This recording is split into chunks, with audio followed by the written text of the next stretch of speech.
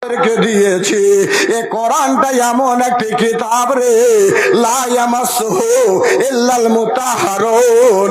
এই কিতাবটাকে কেউ ছুঁইবে না, এই কিতাবটাকে কেউ লাড়বে না, ছুঁইবে না, হাত টাচ করবে না, হাত লাগাবে না।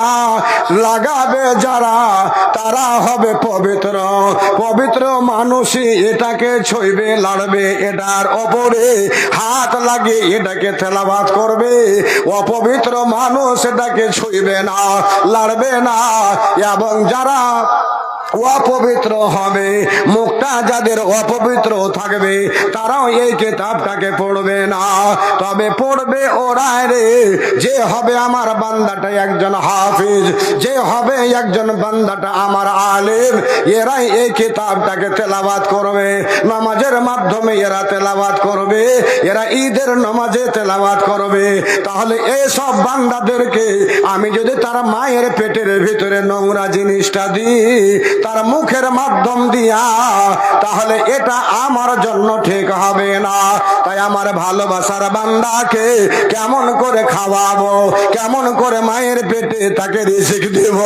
আল্লাহ বলছেন, বান্দারে আমি তখন তোর মায়ের নাড়িটা, আর আমি তখন তোর নাড়িটাকে আমি আল্লাহ দুটো পাইপকে এক জায়গায় করে দিলাম, আর দুটো পাইপকে এক জায়গায় করে দিয়ে আমি তোর খাদ্যটা রে, তোর পেটের খাদ্যটা রে আমার বান্দা,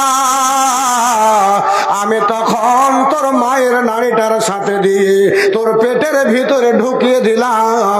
আর তোর মায়ের ওই খাদ্যটা তোর পেটের ভিতরে যায়, আর ওখান থেকে তোমার গেজা হয়, ওখান থেকে তোমার 3 মাস বয়স হলো, ওখান থেকে তোমার 6 মাস বয়স হলো, ওখান থেকে আবার দেখা গেল তোমার 9 মাস হলো, ওখান থেকে 9.5 মাস হয়ে গেল।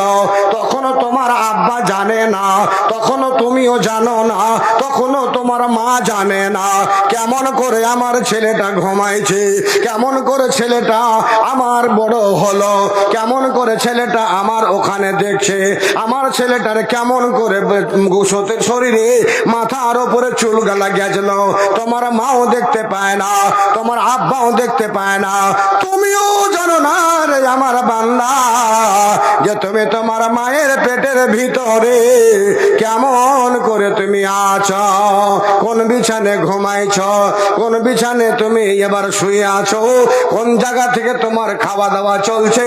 আল্লাহ বলছেন, লা তা'লামুনা শাইআ, এই ব্যাপারে তুমিও জানো না, তোমার মাও জানে না, তোমার আব্বাও জানে না, তোরা